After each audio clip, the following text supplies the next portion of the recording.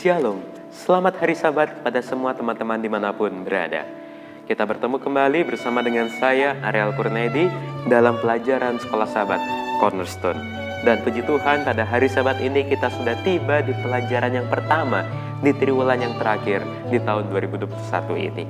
Dengan judul pelajaran, yaitu Kuasa Doa. Dan ayat intinya diambil di dalam kitab 1 Samuel pasal 1, ayat yang ke-20. Demikian firman Tuhan. Maka setahun kemudian mengandunglah Hana dan melahirkan seorang anak laki-laki. Ia menamai anak itu Samuel, sebab katanya, aku telah memintanya daripada Tuhan. Teman-teman, pada hari Sabat ini kita akan mempelajari satu kisah yang sudah sangat fenomenal dan sangat terkenal, yaitu kisah tentang Samuel. Dan di sini dikisahkan pertama-tama bahwa ada seorang laki-laki dari Ramataim. Laki-laki ini bernama Elkana. Elkana mempunyai dua istri, yang seorang bernama Hana, yang seorang lagi bernama Penina. Tetapi perbedaannya, Penina sudah mempunyai anak, sedangkan Hana belum mempunyai anak.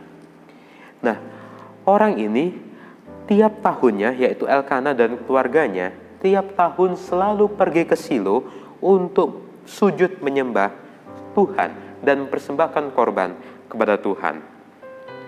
Kemudian suatu hari, pada saat Elkana mempersembahkan korban, diberikannya kepada Penina, istrinya, dan kepada semua anak yang laki-laki dan perempuan, masing-masing sebagian. Meskipun begitu, ia mengasihi Hana. Ia memberikan kepada Hana hanya satu bagian, sebab Tuhan telah menutup kandungannya. Nah, suatu kali pada saat mereka selesai makan dan minum di Shilo, berdirilah Hana dan sedang Imam Eli yang ada pada saat itu sedang duduk dekat tiang pintu bait suci Tuhan. Kemudian dengan hati yang pedih, Hana berdoa kepada Tuhan. Tetapi pada saat itu, Hana tidak berdoa dengan mengeluarkan suara. Dia hanya berdoa di dalam hatinya saja. Apa yang Hana doakan?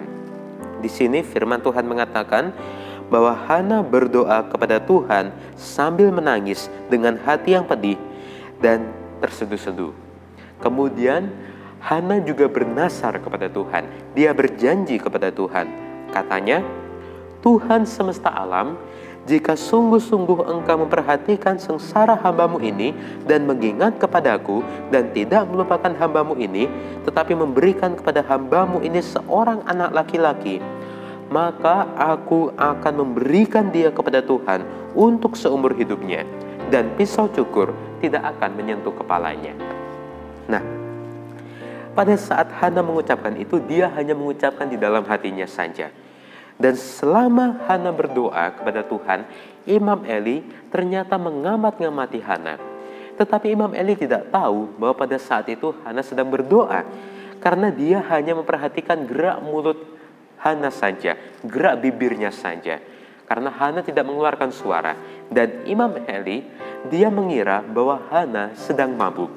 Oleh sebab itu, dia mendekati Hana dan berkata kepadanya, berapa lama lagi engkau berlaku sebagai seorang mabuk? Lepaskanlah dirimu daripada mabukmu. Setelah Hana mendengar perkataan itu, dia menjawab Imam Eli, bukan, tuanku. Aku seorang perempuan yang sangat bersusah hati. Anggur ataupun minuman apapun yang memabukkan tidak kuminum, melainkan aku ini sedang mencurahkan isi hatiku di hadapan Tuhan. Janganlah anggap diriku ini sebagai seorang perempuan dursila, sebab karena besarnya cemas dan sakit hati ini, aku berbicara demikian lama. Kemudian setelah Imam Eli mengetahui yang sesungguhnya bahwa Hana ini tidak sedang mabuk, melainkan dia sedang berdoa, Imam Eli berkata, pergilah dengan selamat, dan Allah Israel akan memberikan kepadamu apa yang engkau minta daripadanya. Nah, sesudah itu berkatalah Hana kepada Imam Eli, biarlah hamba-Mu ini mendapat belas kasihan daripadamu. Kemudian dia keluar dan ia mau makan dan mukanya tidak muram lagi. Hana sudah berubah ketika dia selesai berdoa. Keesokan harinya, bangunlah mereka itu pagi-pagi, lalu sujud menyembah di hadapan Tuhan. Kemudian pulanglah mereka ke rumahnya di Rama. Ketika mereka pada saat yang lalu mereka berada di Silo, mereka pulang ke rumahnya yang berada di Rama. Dan ketika Elkana bersetubuh dengan Hana, istrinya itu, Tuhan mengingat permohonan Hana. Maka setahun kemudian mengandunglah Hana dan melahirkan seorang anak laki-laki. Tuhan menjawab doa Hana. Dia memberikan Hana dan Elkana seorang anak laki-laki. Dan Hana menamai anak itu Samuel, sebab katanya, aku telah memintanya daripada Tuhan. Teman-teman, satu pelajaran yang sangat indah pada hari Sabat ini. Dan pelajarannya adalah Hana dengan setia menggenapi sumpah yang dia buat kepada Allah dalam kesengsaraannya. Dia pada saat itu dia bernasar, dia berjanji kepada Tuhan bahwa ketika dia mendapatkan seorang anak laki-laki, dia akan memberikan anak itu ke rumah Tuhan, ke bait Tuhan untuk menjadi pelayan Tuhan. Dan betul, kita tahu kisah selanjutnya bahwa Hana akhirnya menyerahkan Samuel kepada Imam Eli untuk menjadi pelayan Tuhan. Walaupun Hana sudah menunggu-nunggu anak itu sudah sangat lama, tetapi dia menggenapi nasarnya. Nah, di sini judul pelajarannya adalah kuasa doa. Seringkali kita hanya mendengar saja, hanya mengetahui saja praktik materi atau teori tentang kuasa doa, tetapi jarang kita merasakan atau melakukan prakteknya. Dan di sini kita diingatkan bahwa kuasa doa itu betul-betul ada, benar-benar luar biasa, itu nyata.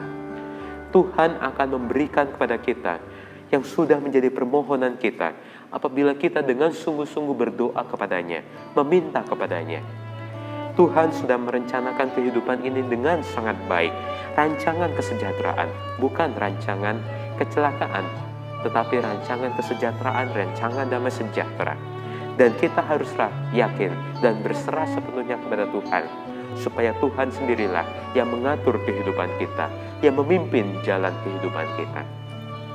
Inilah video Sekolah Sabat kita pada hari Sabat ini. Dan jika teman-teman suka, silakan untuk di like dan komen di bawah. Dan bagi yang belum subscribe, saya ingatkan untuk di subscribe dan juga nyalakan loncengnya, supaya teman-teman dapat mendapatkan notifikasi jika saya mengupload video pembelajaran terbaru. Sampai jumpa di video selanjutnya. Tuhan Yesus memberkati kita semua.